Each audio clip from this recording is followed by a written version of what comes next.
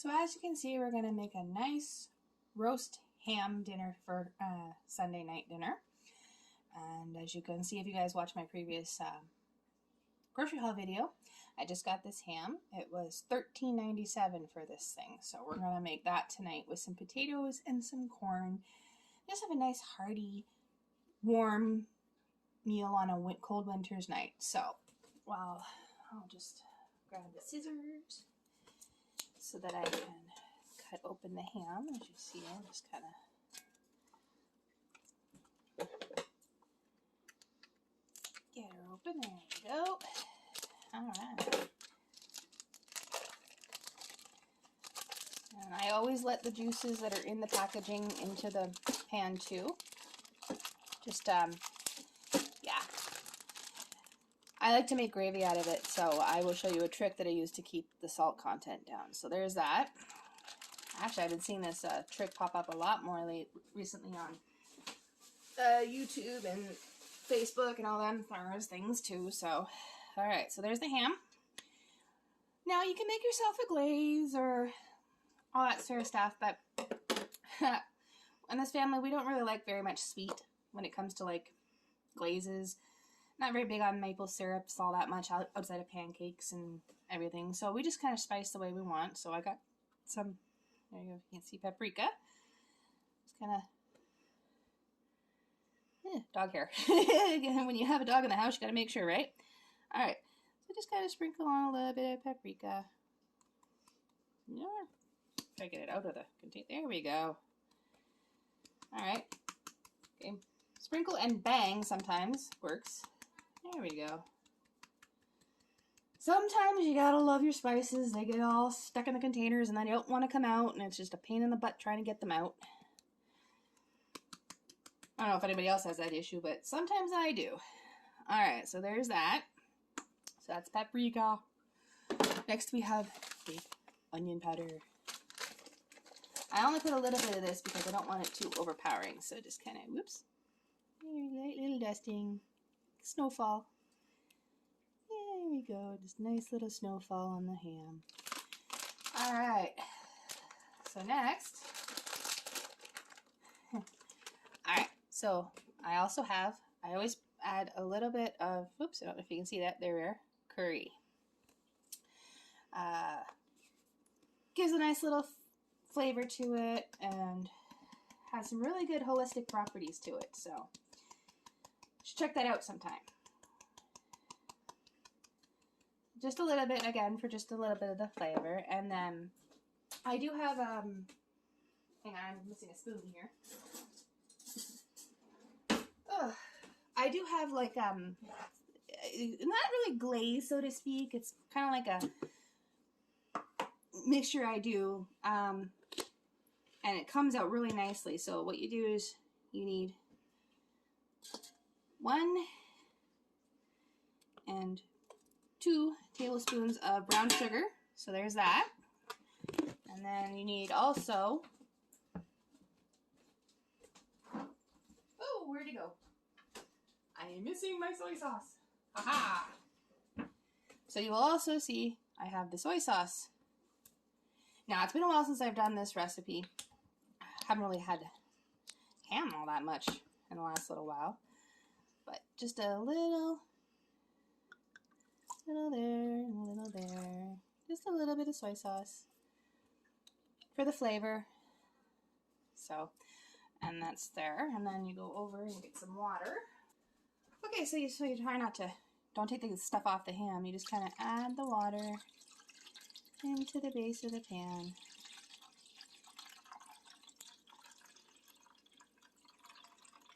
There you go. Just make sure you get it all nice and in there. That should be enough.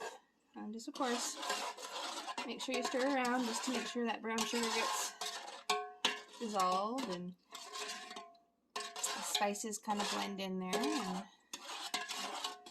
like that. All right. Oop, that makes a loud noise. Sorry about that out there, YouTube world.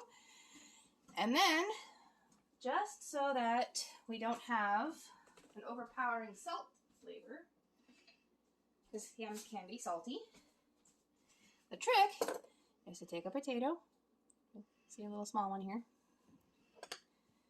And you cut it in half. And you cut it in half again. So cut it into quarters. So I see it's just in quarters. You just kind of stick her in there. See? Quarters. Stick her in there, and the potato will absorb the excess salt. So there's that.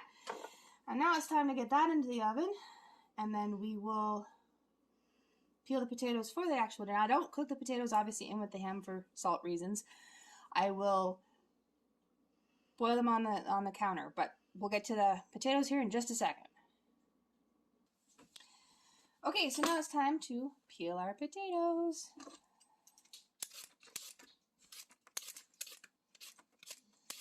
Yes, I hold the peeler a little funny. It's better on my wrist. So.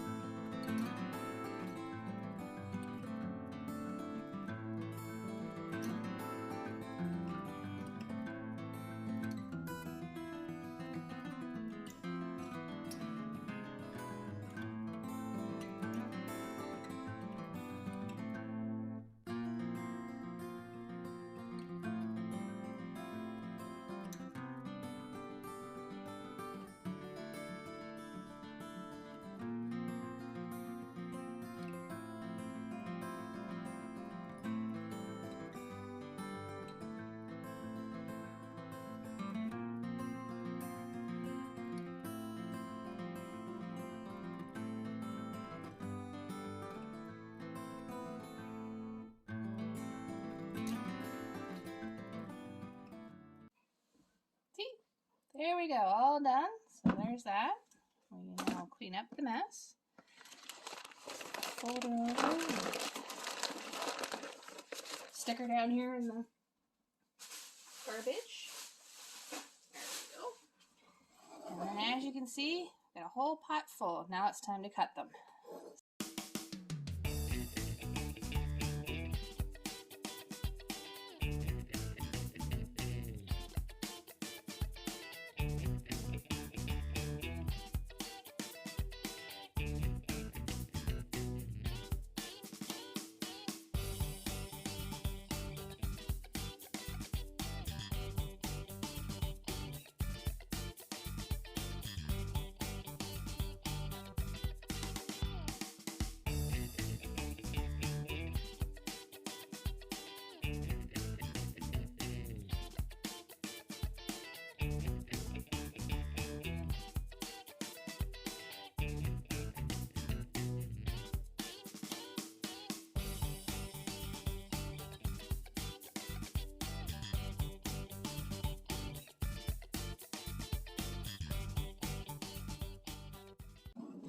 And there you have it.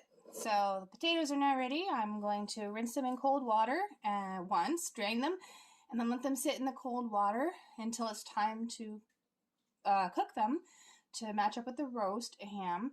At that point in time, I will drain the water there, refill it, and we'll catch up with me there at that point.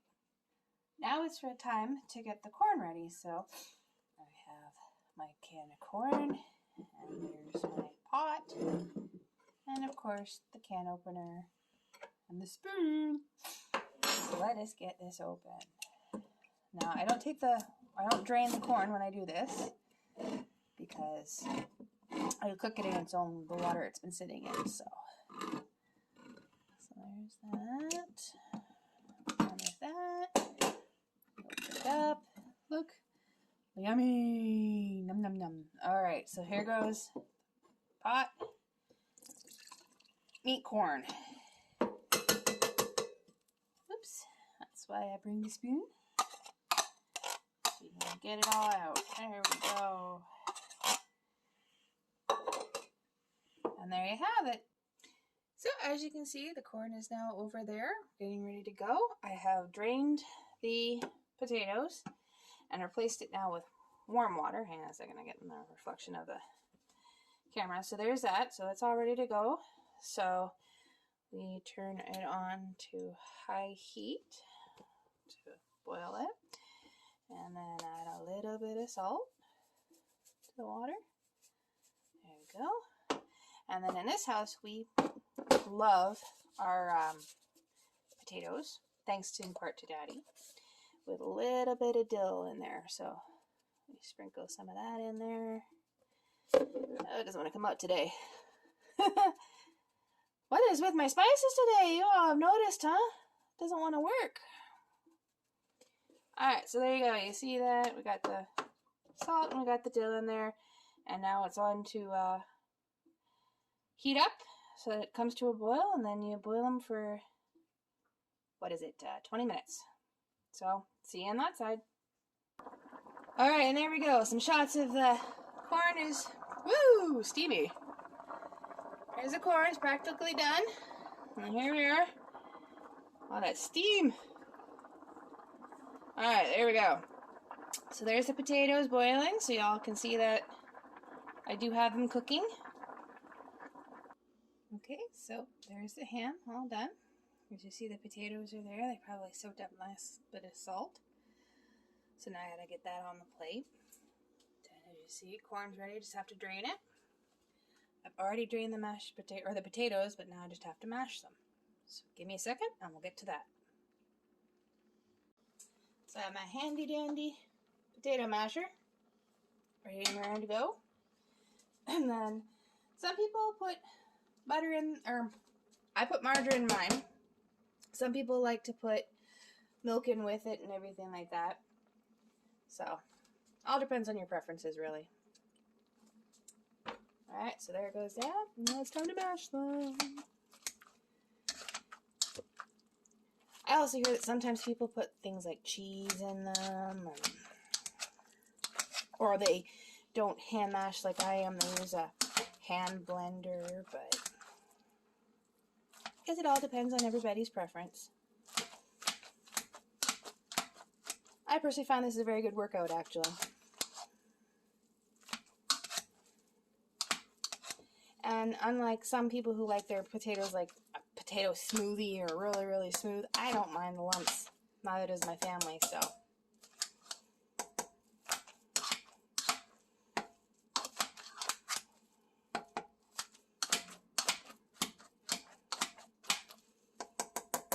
Alright.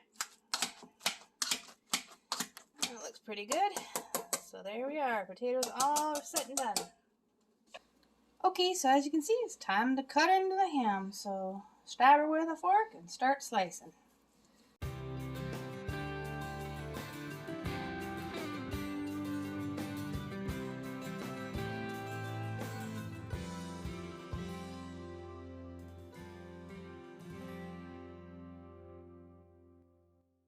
And there we go, all ready and done.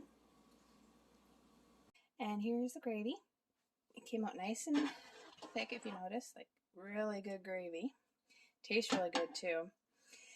And how you make it is obviously the drippings and everything that were in there, bring them to a boil, and then I add a slurry of like 2 heaping teaspoons of cornstarch, mix it with some water until it's a nice little slurry or a runny mixture solution. Then I dumped it in and whisked it all up, brought it back to a semi-boil, and there you are. And here we have it all plated up for me. There's my potatoes and my ham with the gravy and the corn off to the side. And as I said just previously, there's more ham for other meals, so yum, yum, yum. There it is, all ready to eat.